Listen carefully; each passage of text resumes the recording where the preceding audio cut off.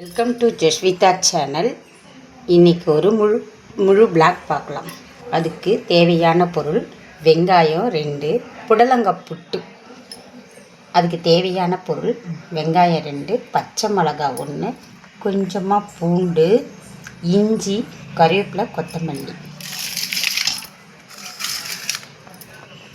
புடலங்காயை நல்லா கழுவிட்டு விதையெல்லாம் எடுத்துகிட்டு திருவி வச்சுக்கணும். கூட கொஞ்சமாக ஒரு 50 கிராம் கடலைப்பருப்பு அரை மணி நேரம் ஊற வச்சு அது கூட ஒரு காஞ்ச மிளகா, பெருங்காயம், உப்பு போட்டு நல்லா கொரன்னு அரைச்சிருக்கணும். இப்போ எப்படி செய்யலாம் பார்க்கலாம் வாங்க. புடலங்காயில் கொஞ்சம் அரைச்சி வச்ச கடலைப்பருப்பு, கொஞ்சமாக மிளகாத்தூள், கொஞ்சம் மஞ்சத்தூள்,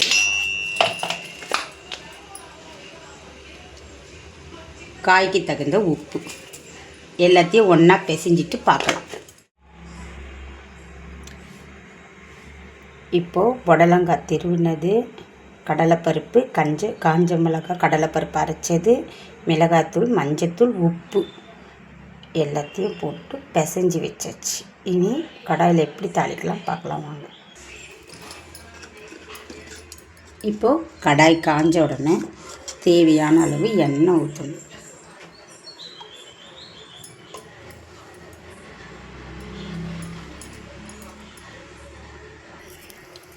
கடுகு போடணும். கடுகு பொரிஞ்ச உடனே பார்க்கலாம். போட்டு கொஞ்சம் கடுகு போட்டு உளுத்தம்பருப்பு நல்லா பொரிட்டு வெங்காயம் போடணும். வெங்காயம், பூண்டு, பச்சை மிளகா, இஞ்சி எல்லாம் போட்டு நல்லா வதங்கினோன்னு பார்க்கலாம். நல்லா சிவக்க வதங்கணும். இந்த மாதிரி நல்லா வெங்காயம் கண்ணாடி பதத்துக்கு வதக்கணும். அப்போ தான் புட்டு டேஸ்ட்டாக இருக்கும். வெங்காயம் வதங்கினோடனே இந்த கலவையை கொட்டணும். இந்த கலவையை நல்லா சேர்த்து கலரிட்டு கொஞ்சம் சிம்மில் வச்சு மூடிக்கணும்.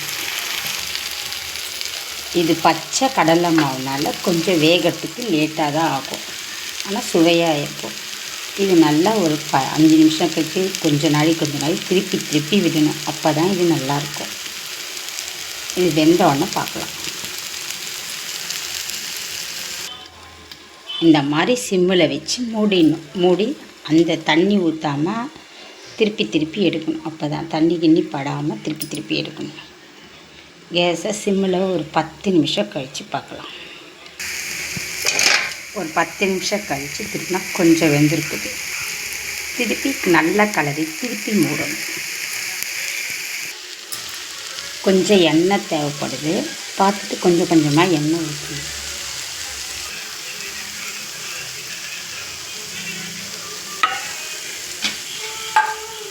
இதுக்கு கொஞ்சம் எண்ணெய் ஜாஸ்தியாக தான் செலவாகும், ஆனால் டேஸ்ட்டு நல்லாயிருக்கும். செஞ்சு பாருங்கள்.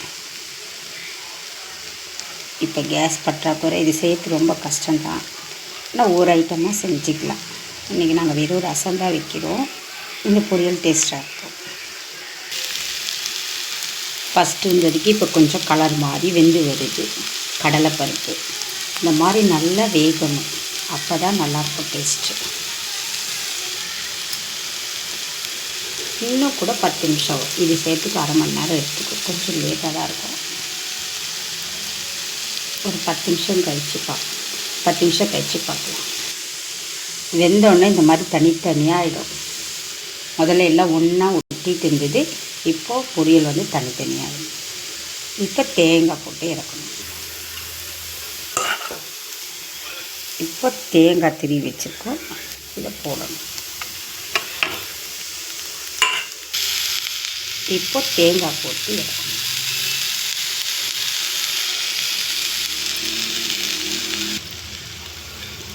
இப்போ புட்டு தயார். இந்த புட்டு எப்படி வந்திருக்குது நீங்கள் செஞ்சு பார்த்துட்டு கமெண்ட் சொல்லுங்கள். எங்கள் சேனலை பிடிச்சா சப்ஸ்கிரைப் பண்ணுங்கள். ஏதாவது உங்களுக்கு சந்தேகம்னா எங்களுக்கு கமெண்ட் செக்ஷனில் கேளுங்க, சொல்கிறேன். தேங்க்யூ.